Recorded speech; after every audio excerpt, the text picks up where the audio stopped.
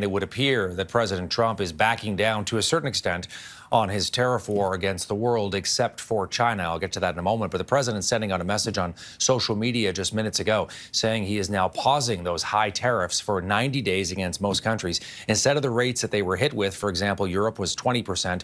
Those countries will now be hit with a 10% tariff, much lower than they were otherwise going to face, at least for a period of 90 days. But when it comes to China, the president is doubling down, raising the tariff rate from 104%, imagine, up now to 125%, saying China is disrespecting the U.S. and the world with its trading practices. You're seeing what's happening now in the markets, just a huge surge.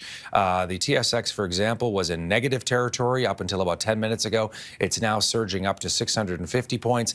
And the Dow in New York, which was at about 200 points 10 minutes ago, is now at over 2,000 points. I'm also hearing that the NASDAQ trading has been halted as well as those trading volumes just skyrocket. There are certain circuit breakers, of course, that are in place to try and stop trading from being quite so volatile. We have definitely seen all that volatility. But again, this would seem to be good news, a little bit of a lowering of the temperature in this global trade war. The president seeming to back down with a 90-day pause. The reason, he says, is because over 75 countries have been trying desperately to negotiate, his words, with the United States for more favorable tariff and trade deals. He says as a result of that, he's hitting the pause button, but he is doubling down on China and, of course, U.S., China, two world economic superpowers, and an ugly trade war that seems to be getting worse. But obviously, investors are happy with what they're seeing.